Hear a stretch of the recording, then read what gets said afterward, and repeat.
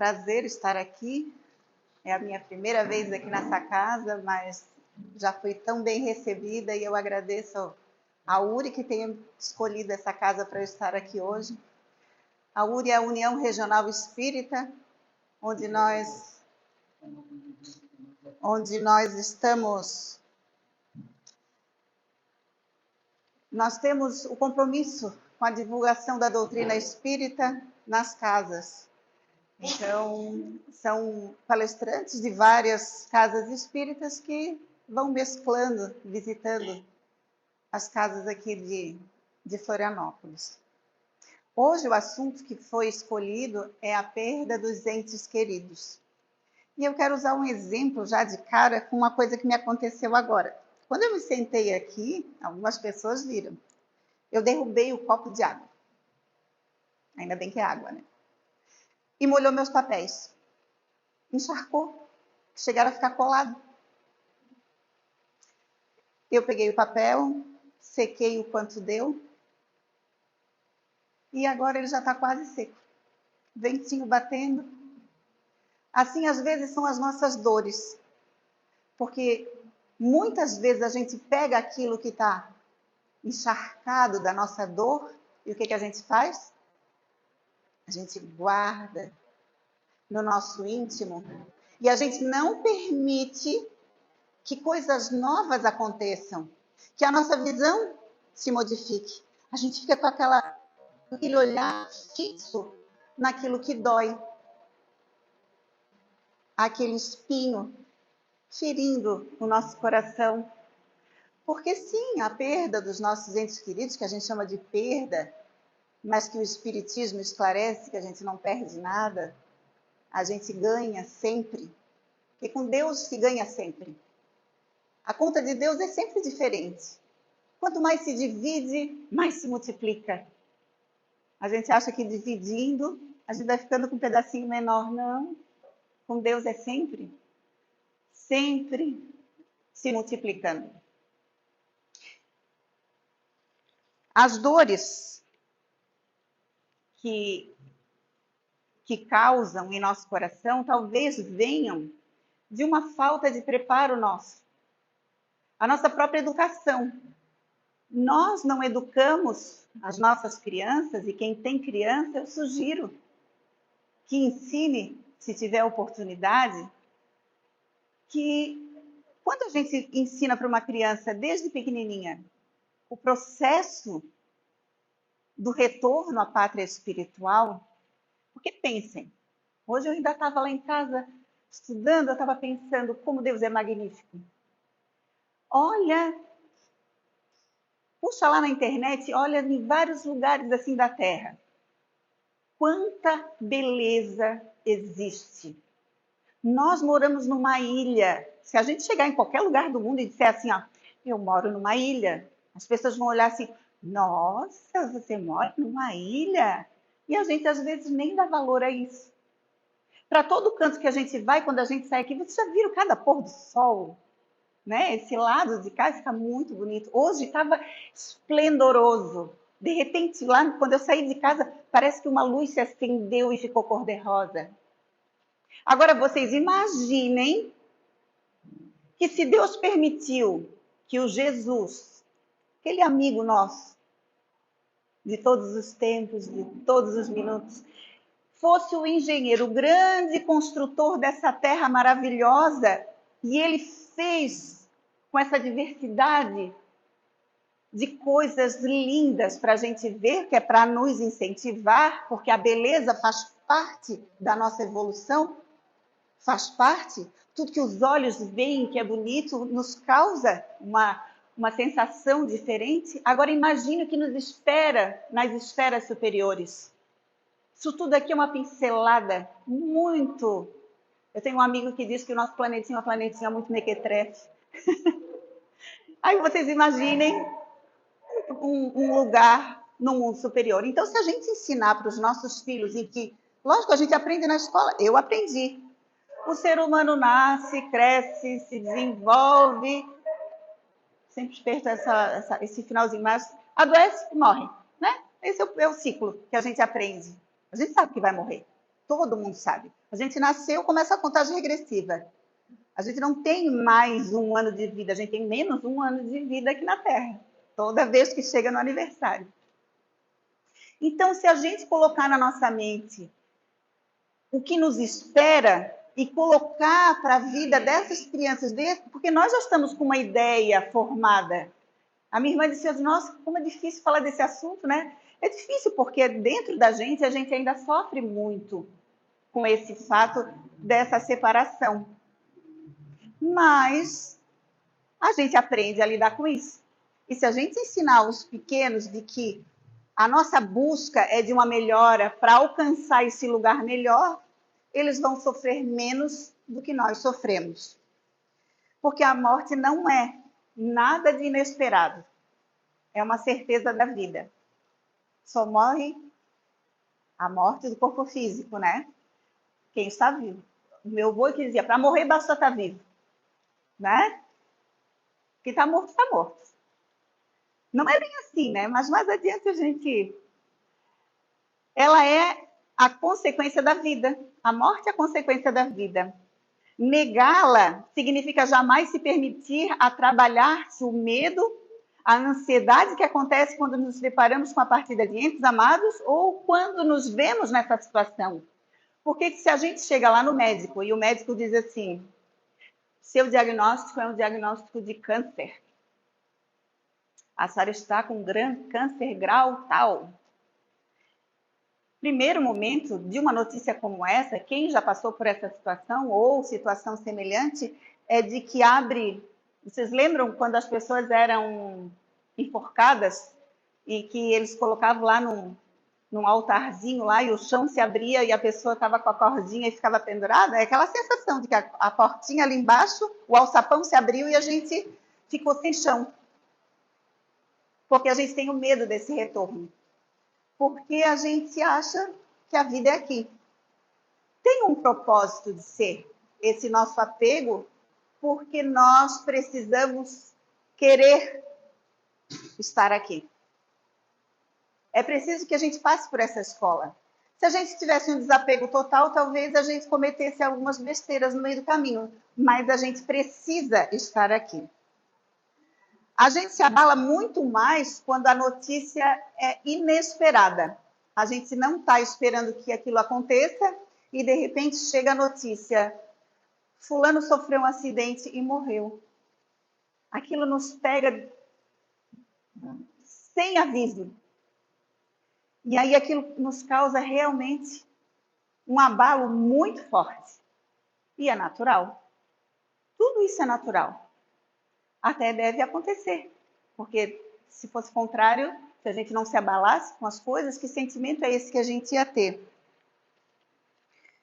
E aí, para que a gente possa falar da perda dos entes queridos, nós vamos falar então um pouquinho, porque a gente tem que falar da morte em si, como que ela é, para a gente trabalhar a nossa mente, para que a gente possa ter uma visão diferente disso tudo e possa trazer para a nossa vida esse ensinamento, para que nesse momento que a gente for passar por essa provação, por essa dor, por essa angústia, a gente procure o caminho certo para resolver tudo dentro da gente.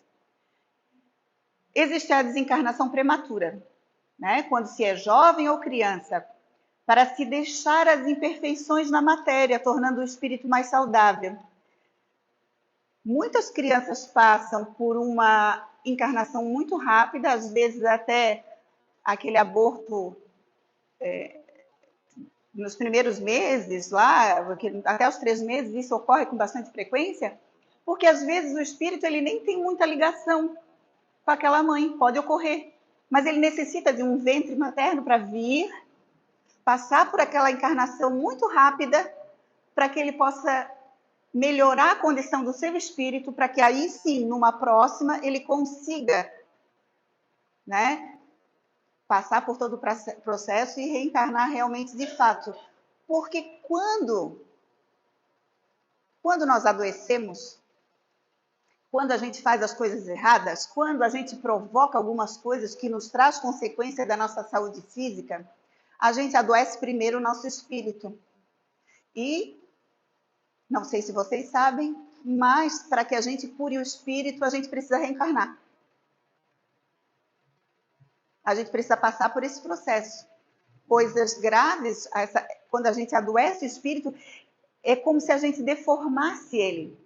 E a gente precisa vir, plasmar esse corpo físico para que ele receba essa energia da matéria e ele passe pelo processo de cura, ele se melhore e a gente retorne com aquele órgão, com aquela dificuldade que a gente tinha. Divaldo Pereira Franco fala muito sobre o fato dele ter cometido suicídio numa encarnação e ele traz reflexo do que ele fez, porque ele se jogou no rio, na França, e ele morreu afogado. Então, por isso ele tem problema respiratório. O que ele está fazendo? Ele está depurando o espírito dele, ele está curando o espírito. A matéria ainda traz o reflexo, mas quando ele retornar à pátria espiritual, ele volta com o espírito curado daquilo que ele cometeu há um tempo atrás. Também pode ser uma prova para os pais e o espírito que precisa passar por uma encarnação rápida, sem que tenha propriamente a ligação de outras vidas. Então, o pai e a mãe que recebem um filho de uma gestação interrompida, ou que nasce 2, 3 dias, ou um mês depois a criança vem a falecer, um problema X, pode ser que a prova seja tanto para a criança, né, que vem como criança, para que ele possa se recuperar, mas também, às vezes, o pai e a mãe precisam passar por essa provação, porque talvez tenham provocado isso em outras vidas. Estamos dando exemplos, tá? Porque isso tudo é muito, tem N fatores, as histórias, elas não são iguais para ninguém. Então, aquele pai e aquela mãe precisam passar por essa dor da perda, obviamente. Era um filho que estava recebendo, por mais que não tivesse ligação, ali se cria uma relação de sentimento, né? Porque ali era um filho que se foi.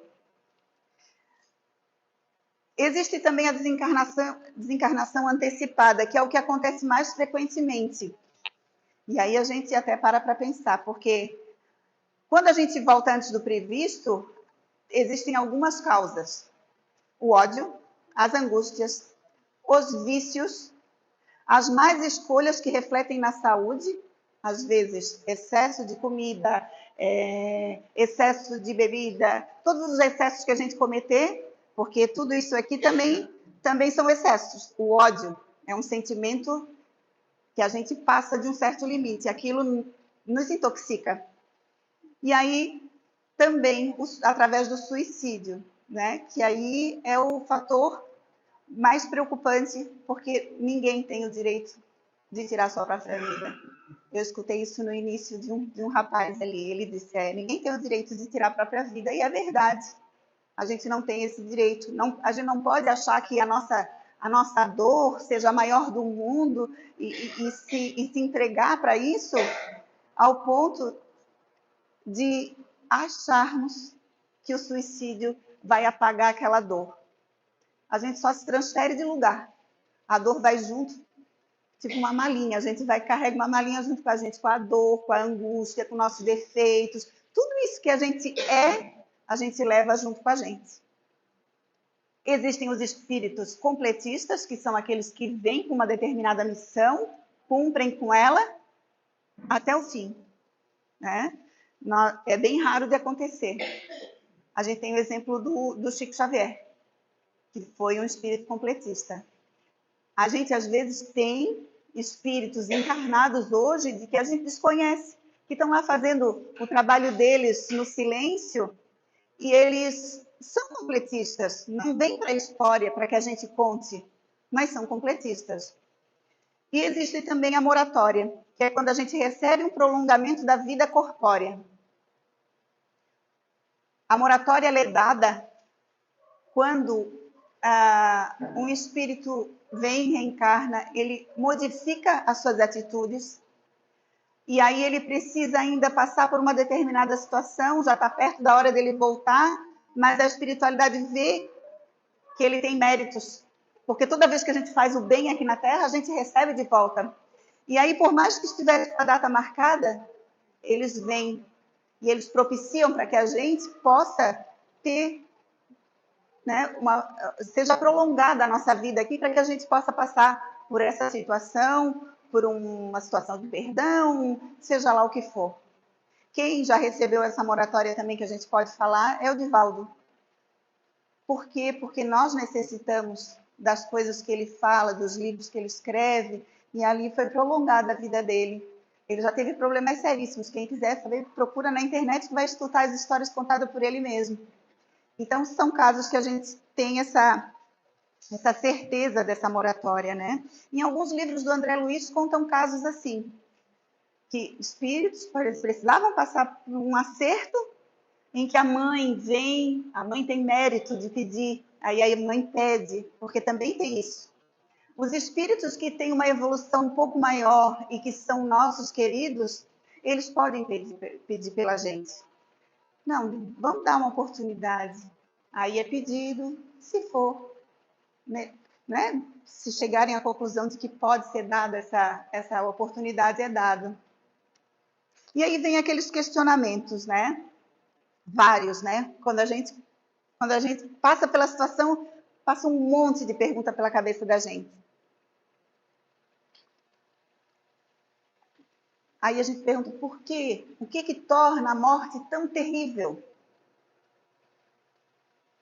A gente pode começar falando daquilo que eu falei antes, porque a gente desconhece, a gente não tem noção, porque nós temos ainda muito a necessidade de ver para crer. Nós somos bem São Tomé.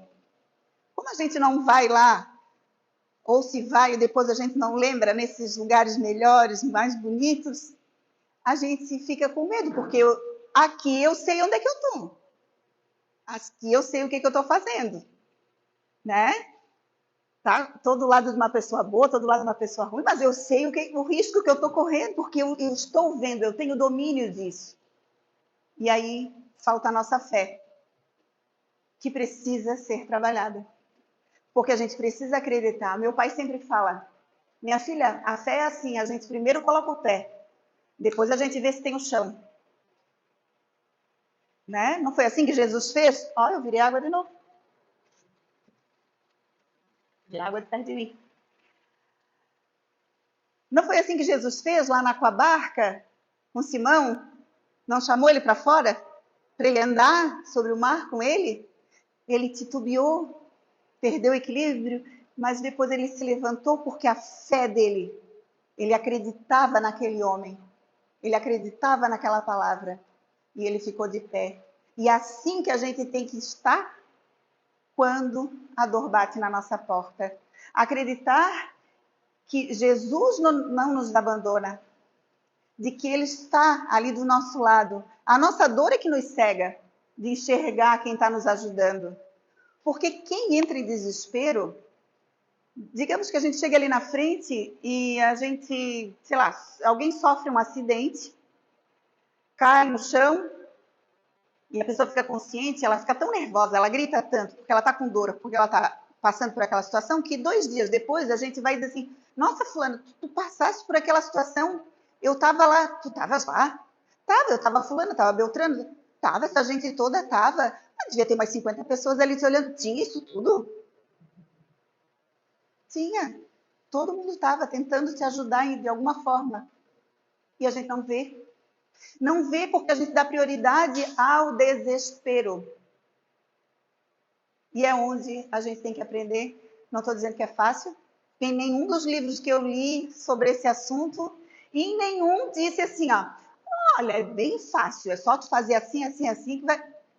É só fazer. Só que não diz que é uma coisa fácil, que é uma coisa assim, leve. Porque a dor é necessária. Maria de Nazaré dizia que as dores da terra são as alegrias do céu. Todas essas dificuldades são parte do nosso aprimoramento, da nossa evolução moral, da nossa evolução intelectual. Por que a gente estuda tanto? Por que a gente lê tanto esses livros todos aqui? Porque faz parte. A evolução intelectual nos dá a oportunidade de sabermos fazer as escolhas certas. Eu li lá no livro, eu vou procurar colocar em prática, eu vou orar mais. Eu não estou conseguindo sozinho, eu vou na casa espírita, vou procurar ajuda, o auxílio, vou ali no atendimento fraterno, conversar com as irmãs, vou ver o que elas podem me dizer. E ali a gente foge daquela ideia cristalizada do sofrimento, porque eu sou a mais sofredora do mundo, porque a minha dor é a maior de todas. E que a gente nunca desvalorize a quem chega perto da gente, a dor do outro. Nunca, nunca vamos desvalorizar a dor do outro, porque a dor do outro é do outro. E nós não sabemos a dimensão. Cabe a nós acolhermos aquela dor, acolhermos aquela criatura, darmos amor, olhar nos olhos. Não precisa dizer nada se não sabe o que dizer.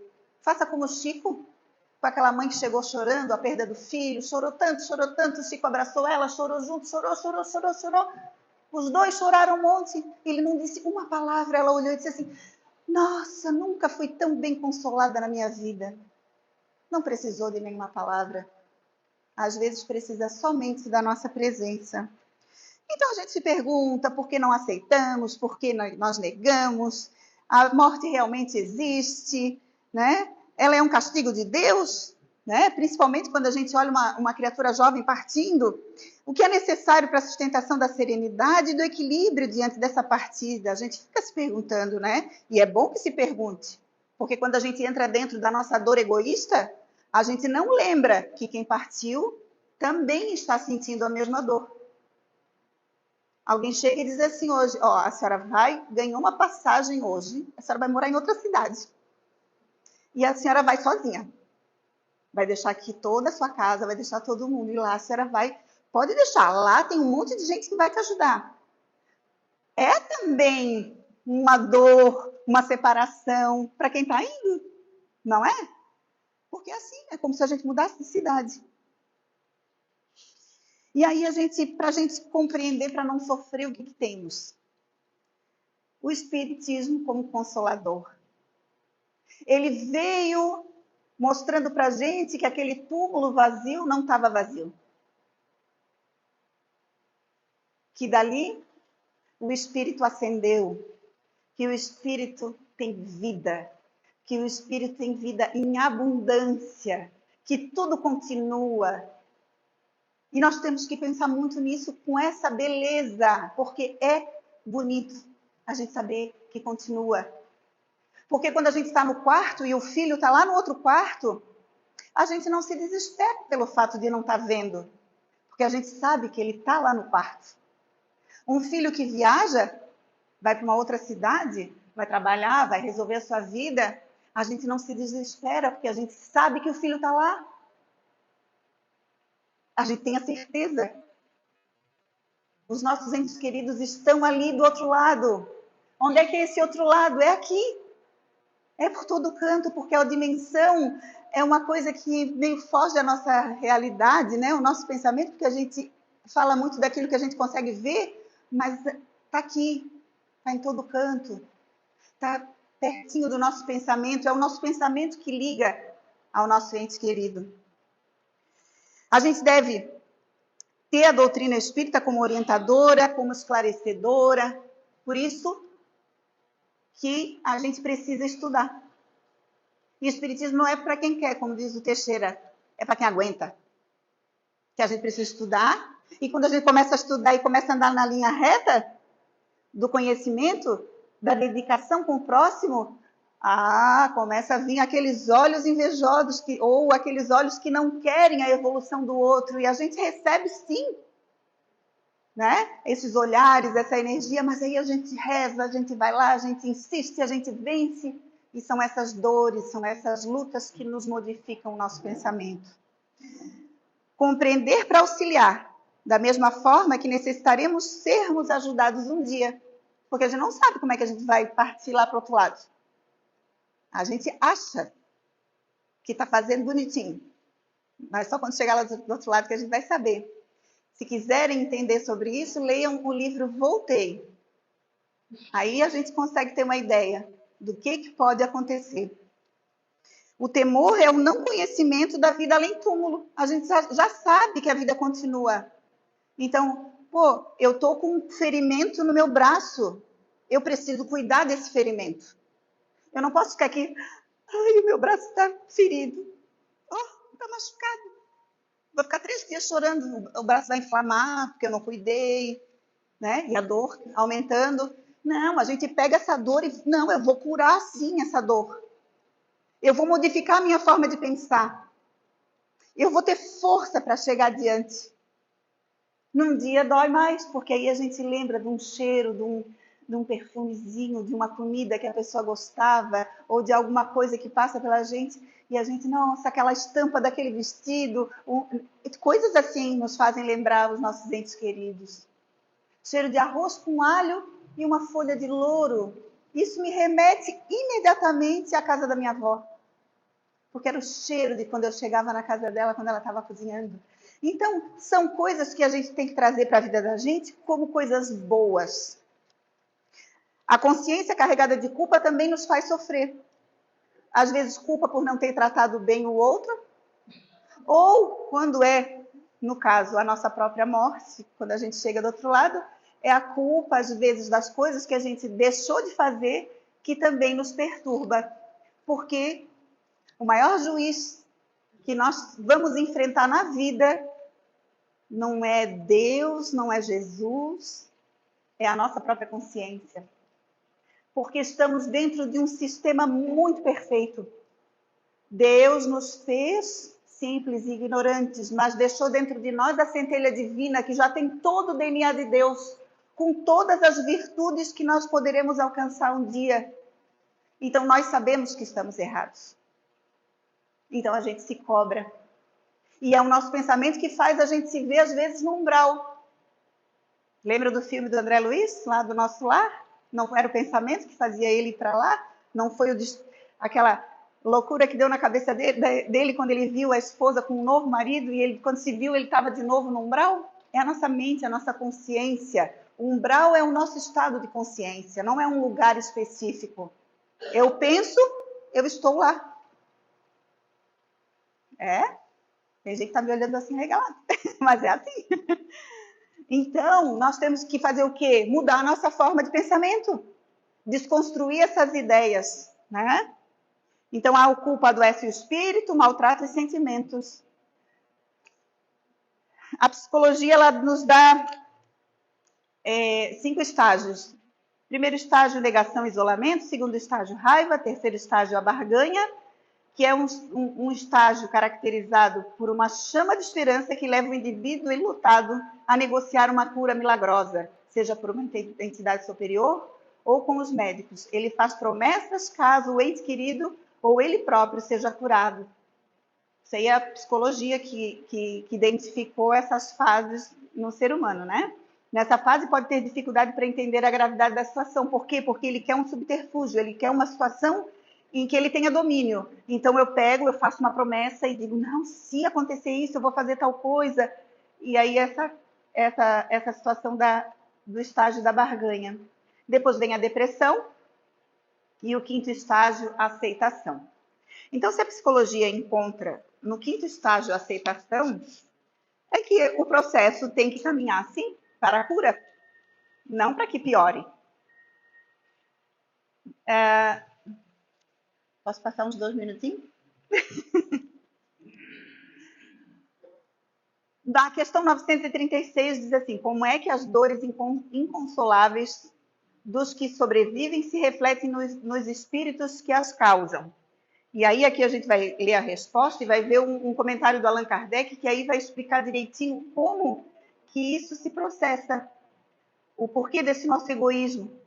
Quer ver uma coisa? A resposta é a seguinte, o espírito é sensível à lembrança e às saudades dos que lhes eram caros na terra. Mas uma dor incessante e desarrazoada o toca penosamente porque nessa dor excessiva ele vê falta de fé no futuro e de confiança em Deus e, por conseguinte, um obstáculo ao adiantamento dos que o choram e talvez da sua reunião com estes. É aquilo que a gente falou, é a falta de fé e a falta de ter essa certeza de que a vida continua e de que tem um lugar que é bom, que a gente pode continuar evoluindo.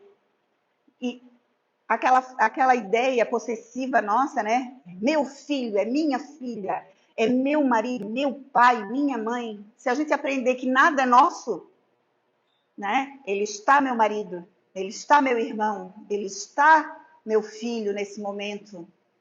São tesouros que Deus coloca na nossa vida para que a gente cuide, para que a gente aprenda a conviver, né? E aí o Allan Kardec faz um comentário e diz assim, ó, olha, imaginem só. Figuremos dois amigos que se achem metidos na mesma prisão. Estão os dois presos. Ambos alcançarão um dia a liberdade, mas um a obtém antes do outro. Seria caridoso que o que continuou preso se entristecesse porque o seu amigo foi libertado primeiro? Todos os espíritos de luz dizem que estar encarnado é uma prisão. Por que a gente gosta de dormir? Bem difícil encontrar alguém que não gosta de dormir. Tem gente que é acelerado, aí quer fugir das coisas, mas dormir é bom.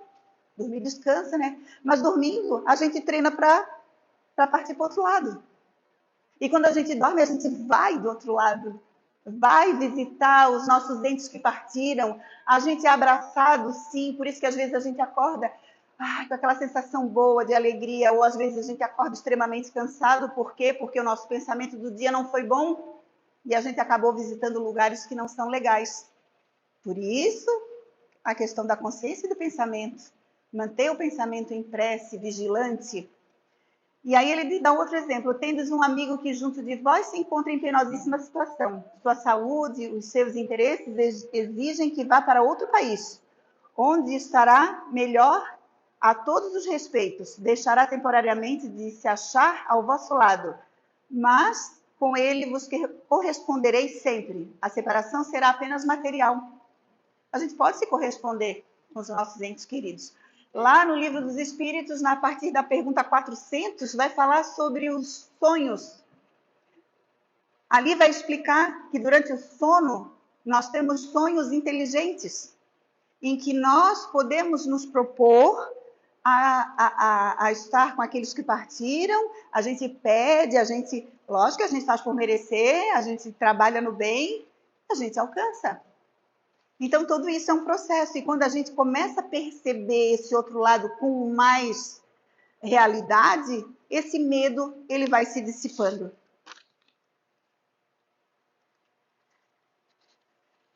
E aí vamos finalizar, né? Porque eu não quero ganhar uma bronca na primeira vez que eu venho aqui. É que o assunto é bom, né? O assunto tem coisa para falar, né? O Espírito Rosângela, que é uma psicografia do Raul Teixeira, é um texto maior, mas eu fiz um recorte só do finalzinho, que ela diz assim, ó, que é um conselho de um espírito querido, né? Habitue-se, caro coração, a refletir a respeito da morte, com serenidade e confiança em Deus, porque você não ignora que, por mais que se aturda, desarvore ou se inconforme, essa é a única regra para a qual não se conhece exceção. Todos vamos morrer. Prepare-se, amando e trabalhando no bem grandioso, até que você um dia igualmente se transforme em ave libertadora da prisão escola. Em ave libertadora da prisão escola corporal. A morte tão somente revela a vida mais amplamente. Olha como é profunda essa frase. Eu vou ler de novo. A morte tão somente revela a vida mais amplamente. Porque a nossa vida não é isso que nós estamos limitados aqui nesse mundo. Não é. É muito mais. E é muito melhor. E aí, para a gente finalizar, tanto para quem vai, como para quem fica, por sabermos que nada acaba, tenhamos saudade com alegria. Sem revolta. Lembrarmos do que foi bom. Porque a saudade é um sentimento bom. É muito triste quando alguém vai e no lugar da saudade nos deixa alívio. Às vezes a gente perturba tanto durante uma vida, a gente perturba tanto, a gente cria tanto problema e nega tanta coisa, que quando a gente parte, as pessoas sentem alívio, ao invés de sentir saudade. Né? E o certo é deixar saudade. A saudade é um sentimento da separação temporária. Então, que a gente possa sair daqui acreditando nisso. Que é tudo temporário aqui, né? Que vamos encontrar um lugar melhor. Que a casa espírita é o melhor caminho que hoje nós temos para elucidar todas essas nossas dúvidas.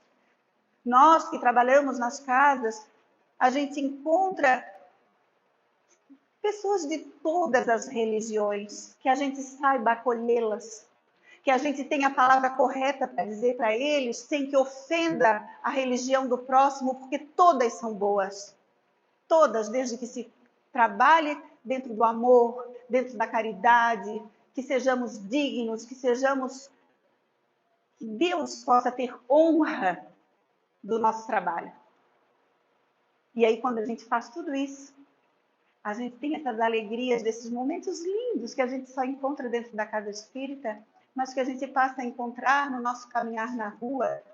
A gente passa a encontrar diante da dificuldade da nossa dor quando bate na nossa porta, porque estamos passando por um período de muita dor, de muitas perdas, mas estamos passando também por um dos momentos mais importantes do nosso planeta Terra, que é a chegada do mundo de regeneração. Que a gente possa partir daqui regenerados diante do possível, daquilo que a gente possa fazer. Muito obrigada pela atenção de todos e desculpem eu passar 5 minutos.